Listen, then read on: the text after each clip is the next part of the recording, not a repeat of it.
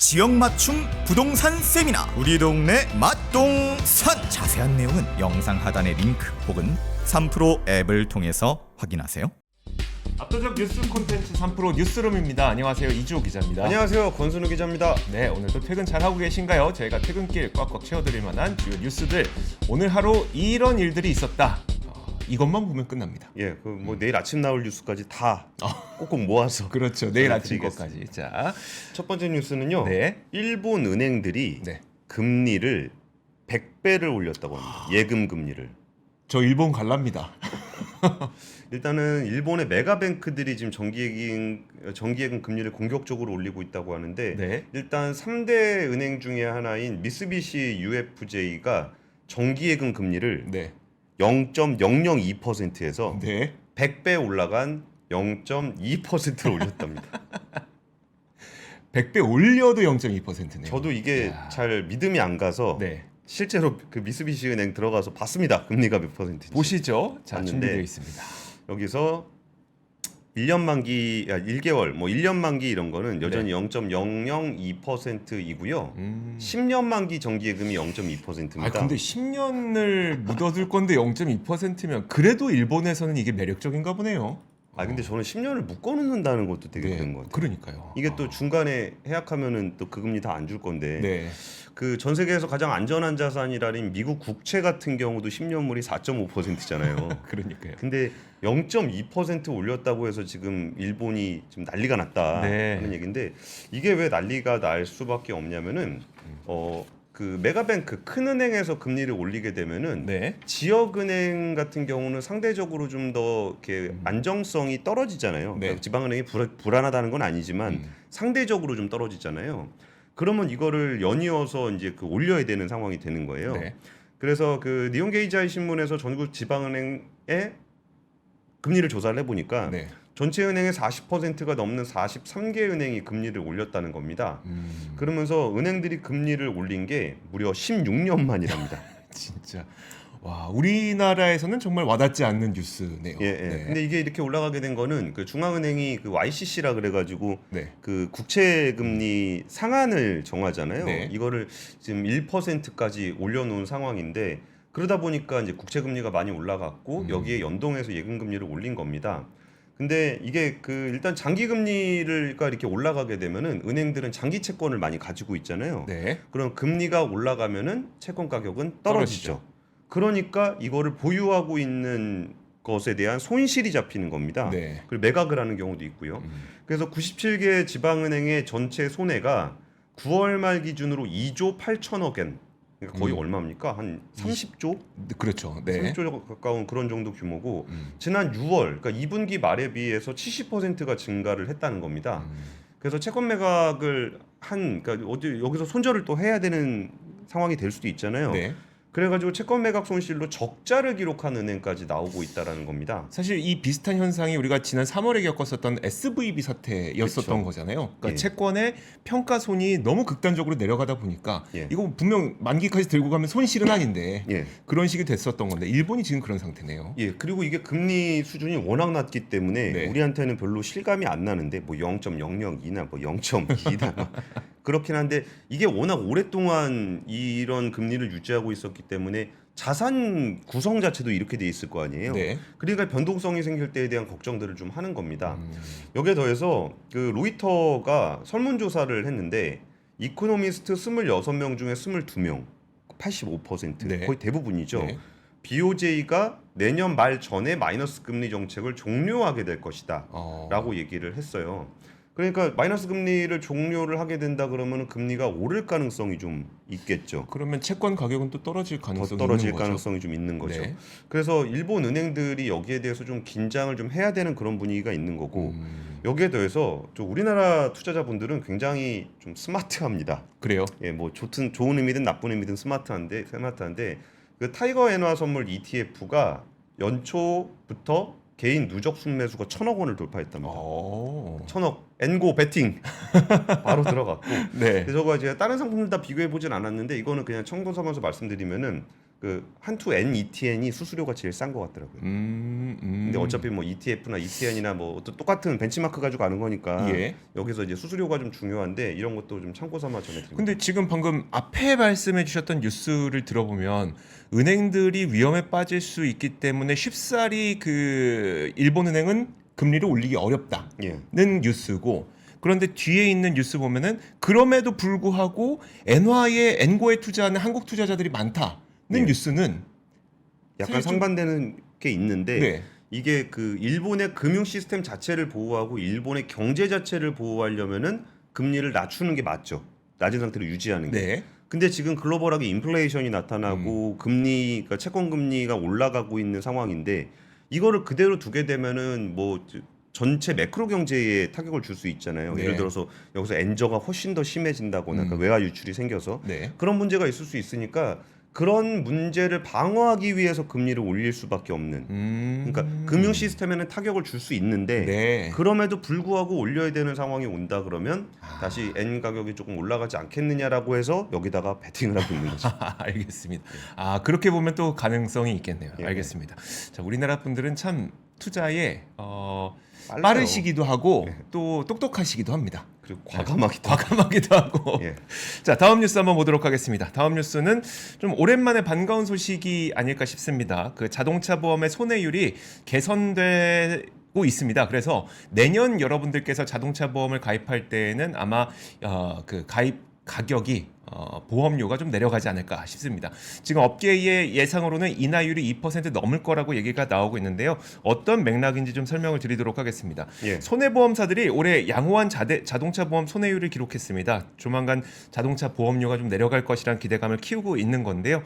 손보업계에 따르면 이 삼성화재, 뭐 DB손보, 현대해상, 메리츠화재 이렇게 여러 손보 회사들의 올해 10월까지의 누적 자동차 보험 손해율 평균이 78.6%입니다. 이게 작년 같은 기간에 79.8%였기 때문에 1년 전보다 1.2%포인트 내린 건데요. 보통 손보업계에서는 손해율이 80% 미만이면은 이게 손익분기점 이상이라고 그러니까 여긴다고 합니다. 그래서 80% 이하니까 이거 자동차 보험으로 적잖하진 않겠는데 이게 예. 첫 번째고요. 자, 그리고 그럼 자동차 보험 손해율이 왜 내려갔냐가 중요하잖아요. 예. 저 이 부분이 참 씁쓸했습니다. 고유가 때문이란 평가가 나오고 있어요. 아 운전을 많이 안 해서 기름이 비싸졌고 그 정도인가? 그러니까요. 근데 이게 좀 장난이 아닌 게 사실 그 한 10년 정도 전으로 돌아가 보시면 혹시 그때 기억나세요? 8.15 사면이라고 해서 면허 취소됐던 운전자들을 대거 사면해 줬던 적이 있었잖아요. 예, 예. 그때 실제로 면허 취소된 운전자들이 갑자기 운전을 하기 시작하니까 손해율 딱 올라갔다고 합니다. 그래서 실제 그런 일들이 있는 걸 보니까 고유가 때문에 많은 사람들이 운전을 좀 적게 하면서 손해율이 좀 좋아졌다. 이 현상이 보험료 내려가는 건 좋긴 한데 참 좀 씁쓸한 면이 분명히 있긴 있습니다. 근데 이게 여기에 정부의 상생 압박도 좀 있었던 걸로 보이거든요. 요즘 있죠. 예. 그렇죠. 지난 15일에 이복형 금융감독원장이 한 CEO 세미나에서 국민 경제가 어려움을 겪는 지금과 같은 시기에는 보험 회사들도 서민들의 짐을 나눠야 된다. 이렇게 보험들의 상생 금융을 주문을 했습니다. 원래는 이제 그러니까 그 보험률, 그러니까 손해율이죠. 손해율이 연말 연초에 산정이 되거든요. 근데 이게 조금 일찍 당겨진 것도 있고 업계에서 원래 예상하기로는 한 1.5%에서 2% 정도 보험료가 낮아질 것으로 예상을 했었는데 이 정도의 상생 금융 압박이 있기 때문에 아마도 한 2% 넘게 보험료가 내려가지 않겠느냐 이런 관측이 나오고 있습니다. 예, 근데 저도 이거 손보사들 좀 취재를 좀 해보니까 네. 그 손보사들이 좀 고민이 되는 게 뭐가 있냐면은 네. 그러니까 이른바 5대 손보사라 그래가지고 뭐 삼성화재, DB손보, 메리츠화재, KB손보, 현대해상 이게 5대 손보사라 그러는데 네. 여기가 그 3분기 누적 순이익 계산해 보면 다 더하면 5조 7천억 정도 돼요. 그럼 전년 대비해서 13% 정도 증가했는데 네. 돈 많이 벌었잖아요. 네. 그러면은 압박이 좀 요새 같은 분위기에서 올 수밖에 없잖아요. 그렇죠. 네. 근데 여기서 좀 작은 손보사라든지 아니면 현대해상 같은 경우는 순이익이 감소했어요. 근데 자동차 보험은 누구나 다 드는데 삼성화재 가입한 사람들은 내려주고 뭐 다른 데는 안 내려주고 뭐 그러기 이러면은 어렵죠. 그러면 이게 또 눈치가 보인단 말이죠. 네. 그래가지고 이렇게 업체별로 약간은 조금 표정들이 어두운 곳들이 좀 있더라고요. 네, 알겠습니다. 자, 다음 뉴스도 한번 보도록 하겠습니다. 아무리 봐도 글로벌 OEM 중에 포드는 네. 전기차의 가장 체력이 약한 게 아닌가 싶습니다. 네. 포드가 전기차 수요 부족으로 미시간 배터리 공장 생산량을 40% 감축하겠다라는 얘기를 또 했습니다. 그러니까 지난번에도 한번 했었는데 또 이 얘기가 나왔습니다. 그 월스트리트저널이 보도를 했던 건데요. 그 저도 포드 홈페이지 가 보니까 거기다가는 이렇게 감축했다라고는 안 쓰고 예. 그 20기가와트시를 만들겠다라고 써 있어요. 그게 그럼 과거에 얼마였었던 겁니까? 원래 35기가와트시. 근데 감축했다는 얘기는 안 써놨더라고요. 네. 그럼 목표치에 대비해서 거의 한 42.8%를 감축한 거니까 굉장히 꽤 큰 규모입니다. 그리고 이제 고용 계획 같은 경우도 한 2,500여 명 정도 됐었는데 1,700명 수준으로 하향 조정했고요. 그러면 투자 예정 금액 또한 35억 달러 정도 되는데 이것도 조금 줄어들 것으로 예상이 되고 있어요. 그리고 이제 CATL하고 같이 공장 만들겠다 그런 것들도 네. 약간 정치적인 논란도 있지만 오히려 포드는 그 정치적인 논란을 핑계로 좀 어차피 투자 축소해야 되는 거를 할 수도 있을 것 같고요. 그리고 최근에 그 UAW 그 노조와의 협상에서 네. 임금 많이 올랐잖아요. 네. 그것도 아이고 임금이 많이 올라가지고 투자를 줄여야 되겠네요. 요 얘기도 좀 하고 있습니다. 그래서 UAW에서는 뭐 내 핑계 대지 마라. 네. 뭐 니네가 장사를 못한 거를 왜 우리 핑계를 대냐라는 네. 얘기도 좀 나오고 있습니다. 그 포드 대변인 마크 트루비 포드 대변인은 우리가 생각했던 것보다 전기차 확산 속도가 좀 더뎠다. 하지만 여전히 전기차 시장은 낙관적인 상황이다라고 얘기를 좀 하고 있습니다.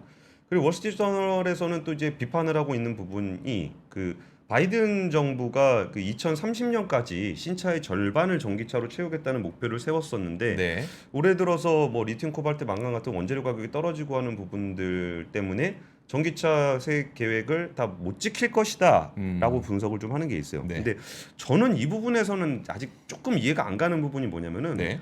핵심 원재료 가격이 급락하면은 네.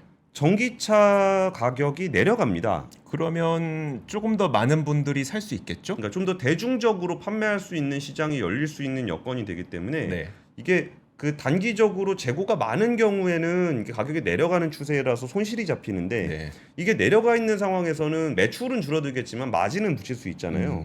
그러면 거기서 그 대중화를 할 수 있는 계기가 될 것 같기도 한데 아직까지 이 턴어라운드 되는 모습이 안 나타나다 보니까 수요 감소에 대한 우려만 좀 커져 있는 상황입니다. 그리고 원재료 가격이 워낙 내려가다 보니까 광산업체들이 채굴 투자에 대한 걸 줄이고 있어요. 네. 리벤트 이것도 리튬 4위쯤 되는 회사인 것 같은데 그렇죠. 거기가 아르헨티나 리튬 채굴 프로젝트를 확대하려고 했었는데 이걸 연기를 했고요. 호주 광산업체 저바 글로벌도 아이다호 코발트 광산을 일시적으로 폐쇄를 좀 한 상황입니다. 그리고 이제 앨범알 관계자의 멘트를 월스트리트저널이 인용을 한 거는 네. 앞으로 10년간 공급이 수요를 따라잡지 못할 것으로 보인다. 그러니까 수요가 줄어든 거에 비해서 공급이 너무 빠르게 늘고 있다라는 얘기를 하고 있어요. 네. 근데 아까 제가 원재료 값 떨어지면 대중화되는 계기가 될 수도 있지 않냐라고 말씀을 드리면서 뭔가 아직 균형이 잘 안 잡혀 있는 듯한 느낌이 든다고 말씀을 드렸던 거는 네. 지금 가격 하락을 주도하고 있는 거는 중국 업체들이거든요. 네. 그러다 보니까 거기서도 그러니까 사실 원재료에 대한 투자, 광산에 대한 투자도 이렇게까지 많이 늘려놓은 게 중국 업체들입니다. 네. 그러니까 여기서 그 어떤 그 시장에 대한 그 국가별로의 균형이 잘 안 맞아요. 그러니까 여기서는 아직까지 가격을 낮출 수가 없는 상황인데 이쪽은 공급 과잉이라 가격을 낮춰놓은 거라 이 균형이 어느 정도는 좀 맞춰져야 될 겁니다. 네. 그러려면은 이제 중국의 어떤 전기차라든지 배터리 회사들의 구조 조정이 있어야 돼요. 좀 망할 회사들은 좀 망하고 네. 공급 과잉이 어느 정도 해소가 돼야 되는데 이거를 저희 중국 정부가 계속적으로 자금 지원하면서 버티게 하면은 이 상황이 좀 더 오래 가게 될 거고 그게 아니게 된다면은 어느 정도 좀 구조조정을 하면서 균형을 좀 찾아가면은 가격이 낮은 상황에서 대중화를 하기가 조금 더 유리해지는 상황이 될 겁니다. 결국은 사실 우리가 그 배터리와 관련된 원자재 가격이 좀 돌아서기를 좀 바라고 있는 입장이잖아요. 국가적 차원에서도. 근데 그 어떤 이쪽 산업 쪽에서는 네. 그 가격이 변동성이 큰 게 문제예요. 그러니까 저유가가 좋냐 고유가가 좋냐 그러면은 네. 이게 급격하게 변하는 게 문제가 되는 거잖아요. 근데 네. 그 올해 내내 이게 가격이 좀 내려오게 되면서 거기서 재고 차손 계속 생기고 수요 안 되는데 막 중국 공급 과잉하고 있고 이런 상황이 좀 문제가 되고 있는 거라 네. 사실 가격의 절대치는 매출에 영향을 좀 주긴 하겠지만 음. 가격의 안정이라는 게 중요한데 지금 중국 업체들의 공급 과잉, 과잉 투자 때문에 그 균형점을 잘 못 찾아가고 있는 상황입니다. 알겠습니다. 자, 다음 소식도 한번 보도록 하겠습니다. 다음 헤드라인 올려주시죠. 자, 이번에는 저희가 요즘에 뉴스 할 때마다 한 번씩 꼭 나오는 게 대출 내지는 연체율 내지는 빚입니다. 자, 오늘도 수치가 나왔는데 고금리 때문에 지금 대출 연체율이 꽤 빠르게 늘어나고 있습니다. 그런데 그러니까 지난 9월 수치가 이번에 나온 건데요. 이때는 좀 줄었습니다. 아, 연체율이 연체율이 떨어졌어요? 약간 줄었습니다. 좋은 소식이네요. 그 맥락을 한번 말씀을 드리도록 할게요. 자, 금융감독원이 9월 말 국내은행의 원화대출 연체율 현황을 발표했는데 자료와 함께 한번 보시죠. 자, 국내은행의 원화대출 연체율은 0.39%를 기록했는데요. 보시면은 8월에 비해서 약간 내려갔죠. 예. 전월 말이 0.43%였거든요. 0.04% 포인트가 조금 내려간 겁니다. 물론 작년 같은 기간의 연체율은 0.21%라고 써 있는 그 부분인데요. 자, 여기서 뭐 0.몇 하니까 이게 별거 아닌 것처럼 보이지만 0.21%에서 0.39%로 올라갔다는 거는 거의 85% 연체율이 높아졌다는 걸 의미하거든요. 예. 근데 9월에는 그럼 왜 줄었냐? 그래프만 보더라도 여러분들 보시는 것처럼 약간의 파동처럼 주기를 갖고 움직이는 걸 보실 수가 있는데요. 이게 연체율은 좀 계절성이 있어서 그렇습니다. 은행들이 통상적으로 분기 말에 연체채권 관리를 좀 강화하거든요. 그러니까 연체율은 그래서 통상적으로 분기 중에 좀 올랐다가 분기 말에 약간 하락하는 그런 경향을 보이고 있어서 이번에 줄어든 것 같고 연체율이 줄었네라고 판단할 수 없습니다. 왜냐하면 은행들은 이제 분기 말이 되면 도저히 못 갚을 것 같은 그런 채권들을 상각하거나 아니면 매각하거나 해서 아예 손실 처리를 해버리거든요. 그럼 그러니까 연체가 된 채권이 줄어든 거네요. 사라진 거죠. 사라진 거죠. 그러니까 돈을 갚은 게 아니고 돈을 갚은 게 아니고 안 갚은 채권을 갖다 버린 거네. 버리니까 사라진 거죠. 그래서 그 부분도 한번 보여드리도록 할 텐데 지금 연체 채권의 정리 규모를 보시면요.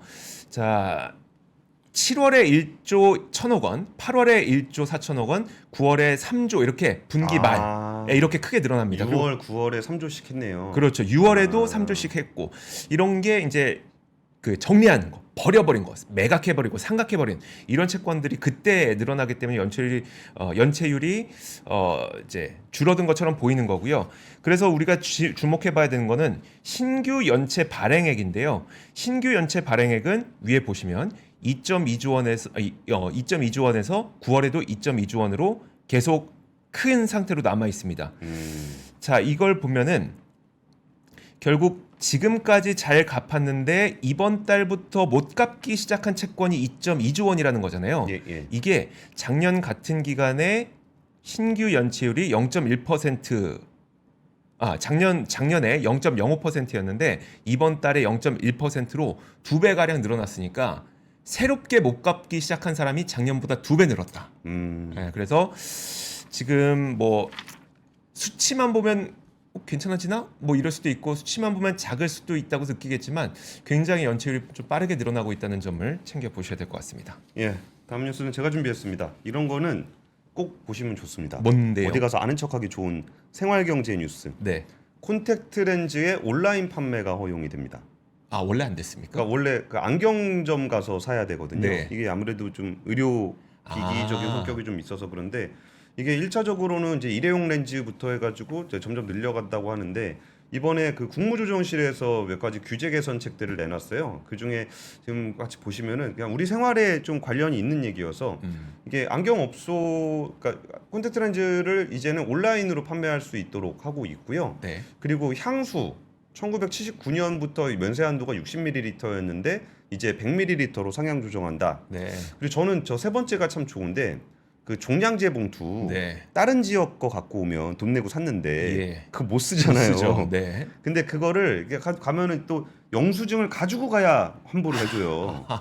근데 그 영수증 언제 샀는지도 모르고 있으면 네. 그 못 받잖아요. 네. 그럼 버려야 되는데 그냥 일반 봉투로 버려야 되는데 이 부분을 영수증 없이 환불을 받을 수도 있고 그리고 신규로 다른 지역으로 이사를 갈 경우에는 바로 사용할 수 있도록 하겠다라는 상식 상식. 이번에 바뀐 상식을 네. 말씀드리겠습니다. 알겠습니다. 다음 뉴스도 한번 보도록 하겠습니다. 다음 소식은 왜 저는 이렇게 안 좋은 것만 얘기하게 될까요? 자, 여러분들 이런 뉴스가 나왔습니다. 한화큐셀이 사실 한화그룹에 인수된 게 2012년이잖아요. 그러니까 처음 12년에 인수된 이후 첫 번째 희망퇴직을 오늘 단행한다고 밝혔습니다. 태양광 산업이 지금 침체를 보이고 있기 때문인데요. 한화큐셀은 이날부터 다음 달 3일까지 충북 진천 음성사업장에 근속연수 1년 이상 생산직 직원을 대상으로 희망퇴직을 접수한다고 밝혔습니다. 아직 퇴직 규모는 정해지지 않았는데 큐셀 관계자도 이렇게 얘기하고 있습니다. 미국과 달리 국내 태양광 시장의 침체가 계속되다 보니까 모듈 판매량이 크게 위축됐고 이 때문에 국내에서 희망퇴직을 하기로 결정을 했다고 밝혔습니다. 근데 지금 태양광 시장이 갖고 있는 문제점은 크게 저는 두 가지로 보이거든요. 첫 번째로 일단 신규 투자가 크지 않다는 거. 그러니까 신규 투자가 크지 않다는 건 뭐 몇 가지 이유를 볼 수 있겠지만 요즘에 물가도 안 좋고 뭐 삶이 팍팍하고 하다 보니까 신규 투자할 만한 여력도 찾기는 참 쉽지 않은 상황이에요. 실제로 국내 태양광 시장은 지난 몇 년 동안 급격히 얼어붙었는데 국내 태양광 신규 설치 규모가 2020년에 4.9기와트였다가 2022년에는 3.4기가와트로 대폭 줄었습니다. 자, 그러다 보니까 경기 영향도 있지만 정책 영향도 좀 있을 겁니다. 네. 그 태양광 관련해서는 약간 그럴 이유가 없는 주제이긴 한데 네. 약간 정책적인 그 어떤 지향점에 따라서 태양광을 또 굉장히 좀 싫어하는 경향들도 있거든요. 네. 그러다 보니까 좀 공급이 좀 줄어든 것도 영향을 미쳤던 것으로 보입니다. 알겠습니다. 자, 그래서 실제로 이제 한화큐셀의 올해 3분기 이 국내 공장 가동률이 지난 상반기 88%에서 82%로 감소를 실제 했습니다. 이게 예. 자, 희망퇴직을 받게 된 이유고 두 번째는 사실 화면과 함께 보시면 좋을 것 같은데요. 중국발 공급 과잉 때문에 웨이퍼와 모듈 가격이 굉장히 급격하게 하락하고 있다는 겁니다. 지금 이 때문에 지난 큐셀이 3분기 매출이 전년보다 21% 감소했고 그 다음에 영업이익도 전 분기보다 75% 감소했는데 지금 보시는 것처럼 0.27, 0.12 했던 것들이 0.17, 0.04 이렇게 너무나도 급격하게 가격이 하락하고 있는데 저것도 네. 중국 업체들 공급 과잉 때문이잖아요. 그러니까요. 중국발 공급 과잉이 지금 참. 우리나라의 태양광 산업에 너무나도 큰 충격을 주고 있다는 두 번째 측면도 굉장히 크게 문제가 되고 있습니다. 이것 때문에 한화큐셀이 이제 희망퇴직을 받는다고 하니까 참 좀 마음이 씁쓸합니다. 저것도 사실 저렇게 패널 가격이 떨어지면 태양광 발전하는 입장에서는 원가가 내려가는 거잖아요. 네. 그러면 좀 괜찮은 효과도 좀 있을 수 있는데 이 공급 과잉이 너무 심하니까 심지어 태양광 쪽은 뭐 폴리실리콘 같은 경우는 그 중국 폴리실리콘 가격하고 네. 그 중국이 아닌 곳의 폴리실리콘 가격이 엄청 차이가 많이 나요. 중국이 훨씬 네. 그러니까 훨씬 싸게 거래가 네. 되는 거죠. 그러니까 이런 부분들도 이렇게 균형을 좀 잡아줘야 되는데 이게 그 중국의 공급 과잉도 그 공급 과잉이라는 거는 과잉 투자가 일어났다는 거고 여기에는 엄청난 돈이 들어가 있다라는 거잖아요. 네. 그 돈 다 어디서 났냐고 벌지도 못하면서. 중국에서. 그러니까 그것도 결국 부채 문제랑 연결이 되는 거라 네. 여기도 이제 그 좀 균형을 잡으려면 중국 업체의 구조조정이 있어야 된다. 그러니까요. 우리가 희망퇴직은 우리는 좀 안 했으면 좋겠고 그러니까요. 중국은 조금 구조조정을 좀 해줬으면 좋겠습니다. 네. 굉장히 복잡하고 5일 동안 있었던 오픈 AI 전 세계 AI 업계를 그 팝콘각으로 만들었던 팝콘각. 네. 결국은 샘 알트먼 오픈 AI CEO가 됐습니다. 다시 복귀했습니까? 네, 다시 복귀했습니다. 내용을 그냥 짧게 요약을 해드리면 처음에 이사회에서 네. 샘 알트먼 나가 이렇게 됐고 샘 알트먼이 있으니까 거기 놀고 있으니까 네. MS 마이크로소프트의 나탈리 CEO가 야 그러면 우리 회사 취업해 네. 이렇게 됐고 오픈 AI 직원들이 야 나갈 거면 나도 나갈래 그래가지고 770명 중에 700명이 연판장을 돌려서 네. 우리는 이 샘 알트먼을 복귀시키지 않으면 다 퇴사하겠다. 그랬더니 마이크로소프트에서 그럼 자회사 만들어서 다 취업시켜 줄게. 그랬죠. 이렇게 됐고 네. 결국은 오픈 AI 이사회에서 그 샘 알트먼을 다시 복귀시키는 걸로 결론이 났습니다. 네, 알겠습니다. 자, 저도 뭐 단신 간단한 거 몇 가지 전해드리도록 하겠습니다. 지금 미국에서도 그렇고요, 세계적으로 테슬라의 슈퍼차저의 이 충전 시스템을 도입하려는 자동차 브랜드들이 굉장히 많이 늘어나고 있잖아요. 예. 국내에서도 아마 사용 가능하게 될 것 같습니다.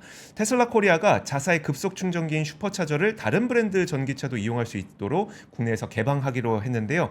일단 시범적으로 국내 84개 슈퍼차저에서 일단 개방을 하고 점진적으로 모든 사이트를 개방할 계획입니다. 근데 슈퍼차저 혹시 사용해 보셨습니까? 저는 사용 안 해봤습니다. 저는 사용을 해봤는데 예. 굉장히 간단합니다. 핸드폰 충전하는 거랑 거의 비슷해요. 그냥 충전기 빼서 차에 꽂고 충전 시작, 충전 끝나면 뽑아서 충전기 걸고 이겁니다. 사실 국내에서 다른 충전기 이용하려면 저도 그것도 해봤는데 뭐 번호 누르고 카드 대고 열리면 해갖고 꽂고 막 이 복잡하잖아요. 예. 결국은 이제 이걸 이용하게 되려면 결제를 해야 되니까 결제 단계가 기기에 존재하지 않거든요. 그래서 앱에 슈퍼차저 앱을 깔고 거기에서 카드를 등록하면 자동으로 결제하는 시스템을 이용하게 될 거라서 아마 국내에 계시는 분들도 이제 그렇게 되면 아이오닉을 타든 아니면 BMW를 타든 슈퍼차저의 앱을 깔고 또 카드 결제를 하게 되지 않을까 싶습니다. 아이오닉 5를 타는 사람이 네. 테슬라 앱을 깔아서 결제를 해야 된다는 그렇게 거예요? 되는 거죠. 어, 네, 그렇게 될 것 같습니다. 신기하긴 하네요. 예, 그 최근에 취업하기 많이 힘들다라는 얘기들 하고 있는데 한국경제인협회에서 이런 통계를 낸 걸 보니까 서류 전형 몇 번 붙었나요? 평균 네. 합격률이 28%다. 문득 옛날에 그 서류 떨어지던 일들이 생각이 나더라고요. 대기업 네. 그러니까 기업에 취업 원서 넣었다가 그 한 30% 정도는 합격률이 30%가 좀 안 된다는 네. 얘기고요. 그리고 지금 적극적으로 구직 활동을 하고 있느냐라는 질문에 거의 30%가 의외로 의례적인 구직 활동을 하고 있다라고 얘기를 하고 있어요. 뭐 의례적인? 거의 안함, 쉬고 있음 뭐 이런 얘기인 거죠. 네. 그럼 왜 쉬냐 그랬더니 뭐 지금 진학이나 자격증 취득을 위해서 다른 진로를 준비 중이다라는 답들이 좀 있었고요. 역량과 기술이 좀 부족하다. 그리고 전공이나에 맞는 일자리가 좀 부족하다라고 얘기하는데 좀 어쨌든 취업하기 힘든 환경에서 저 예전에 그냥 토익 점수가 안 돼가지고 계속 서류에 떨어졌던 아픈 기억이 생각나서 좀 청년들이 좀 사회에 나갈 때 취업에 대한 고민을 좀 안 하는 네. 그런 시대가 왔으면 좋겠습니다. 알겠습니다. 자, 이렇게 저희가 오늘 준비한 뉴스들은 다 정리해 드렸습니다. 자, 그럼 저희는 여기까지 하도록 하겠고요. 3프로 뉴스룸이었습니다. 내일 오겠습니다. 고맙습니다. 감사합니다. 외환위기 오는 거 아니에요? 금융위기 오는 거 아니에요? 이런 질문들을 좀 굉장히 많이 받았었습니다. 탐욕이 되게 강했을 때 위험자산으로서의 극단적인 쏠림이 나타나고 공포감이 극에 달했을 때 안전자산으로서의 극단적인 쏠림이 나타나거든요. 과거의 일이 미래에 똑같이 일어난다 이건 아니지만 그때 당시에 위기 상황에서는 어떤 공통점들이 있었는지를 보면서 우리가 대비를 하는 방법도 고민해 볼 수 있고요. 과거를 제대로 이해하는 순간 위기의 실체가 드러납니다. 오건영의 현실 경제 이야기를 서점에서 만나보세요.